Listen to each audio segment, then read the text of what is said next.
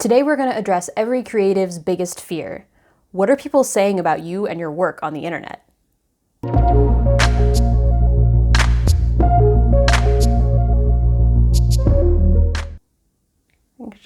a good look. Okay. Hi there, my name is Katie Morgan. I am an indie fantasy author and fiction editor, and welcome to Conversations with the Void, the series where instead of shouting into the void, we attempt to have a conversation with it.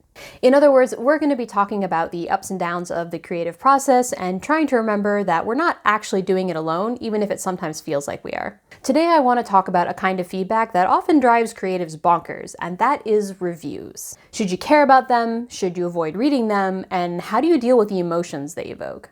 Shockingly, this is on my mind because my second contemporary fantasy novel, Failsafe, came out in February, so I've been thinking a lot about reviews and how to deal with them. This video is going to focus primarily on working with book reviews, but I think it might be relevant to anyone who's dealing with public feedback on their creative work. As always, let's start with the definition so we're all on the same page.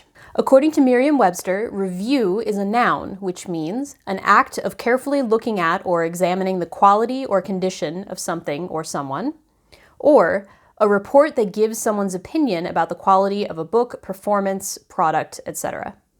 Couple of key points here. Note that the definition talks about examining the quality of something or someone, which might explain why it sometimes feels like a review isn't just talking about your work, but also about you. The definition also talks about someone's opinion, and I think it's really important to consider who is that someone and why does their opinion matter. So let's talk about some of this stuff.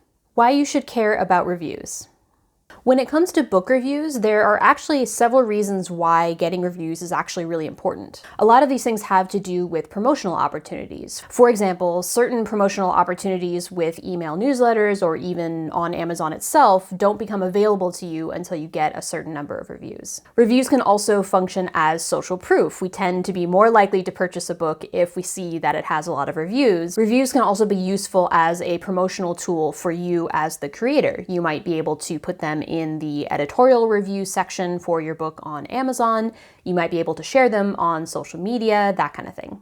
And of course, if you're able to actually contact the people who are leaving these reviews, that's a really good way to build up your street team and get folks to be reading advanced reader copies and reviewing your work in the future. Leaving aside the promotional stuff, reviews can be really helpful if you're in the right mindset because they can give you a sense of what's working and what isn't working with your writing and how people are reacting to it. And that can be really helpful to help you improve as a writer.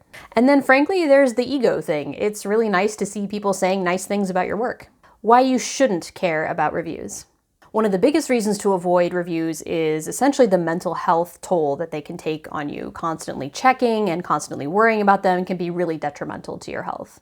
There's also the argument that a lot of people fall back on, which is that reviews are really for the reader and not for the writer. So the idea of a review might be to help people find a new book to read. And you've already read your book, probably many, many times, so you don't really need to be convinced to read it, but other folks might, so it may be more appropriate for them to be keeping track of reviews as opposed to you. Reviews may also not be terribly actionable, so if you're reading your reviews with the idea that it's going to help you improve as a writer, you may actually not be getting really great feedback that can be useful for that.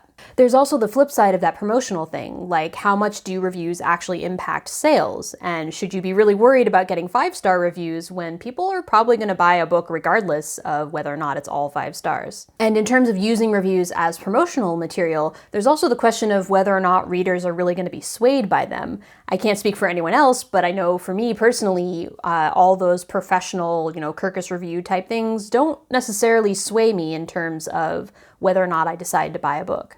In fact, for me as a reader, the only time reviews are really relevant would be if they are particularly funny or if they come from a friend or someone I know and trust. Otherwise, it's kind of a toss-up as to whether or not they'll impact my buying decision. So how do you deal with reviews? So if you talk to a seasoned writer about reviews, they will probably say something like, oh, I never read my reviews, it's just not worth it, and maybe name some of the things I just discussed in the last section. The problem with this is that I think it's kind of simplistic to just tell people, oh, just don't read the reviews. Because if we are writing for publication, then on some level, we're writing because we want other people to read our work. So it's not really logical to think then that we shouldn't care about what others are saying about our work, because that's part of the reason that we're doing what we're doing. We want to share our work.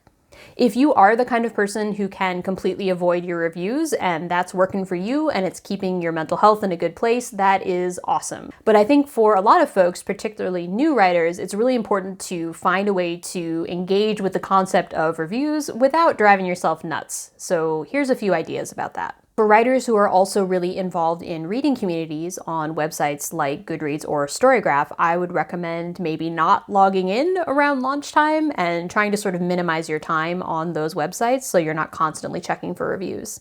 You may also want to set a particular schedule for when you are going to check Amazon or other websites to see if you've gotten any reviews. If you can kind of stick to a very specific schedule, that can prevent you from just constantly checking. Another option I see a lot of folks recommend is to hire or ask someone to check the reviews for you, so you have a little bit of a remove between you and the reviews.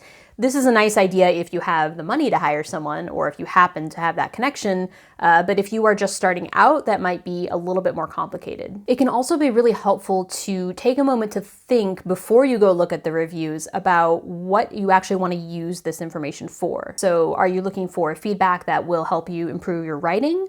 Are you looking to see how readers are reacting to what you've created? Do you have some sort of promotional thing happening and you want to see how that all pans out based on the number of reviews you get? It can be helpful to have a plan before you go digging into some of these reviews. And I would say the most important thing is to be really, really mindful of your mental and emotional state before you start looking at any kind of feedback. And if you are not in a great headspace, it's probably not a good time to go look at your reviews. Conclusion. So reviews can be a really double-edged sword. On the one hand, they can be really helpful in terms of giving you some feedback to help you improve your work and to make you feel good when people are saying nice things.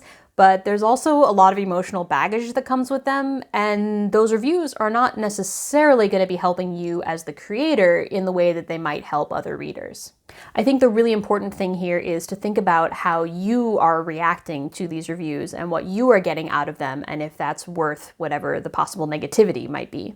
You have to decide if that someone judging the quality of your work is actually giving you any useful feedback. And it's really important to remember that pretty much every writer is dealing with some sort of baggage related to reviews. So you're not the only one, and this is a really good topic to reach out and talk to other people about. And on that note, I would like to know how you feel about reviews. Do you read them? Do you write them? Do you think they have any useful feedback for you as a creator? And how do you deal with the emotions that come up with the whole review process? Let me know in the comments below.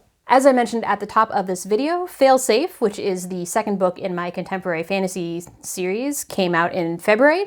If you are a fan of cranky empaths and magical conspiracies and queer romance, I would definitely recommend checking it out. There's more info in the description below. If you enjoyed this video, please feel free to like and subscribe for more videos on the creative process. And if you really can't get enough, I would recommend signing up for my monthly author newsletter. I talk a lot more about the creative process and creative community. And if you sign up, you'll get a free short story set in the Compound series world. More on that below as well.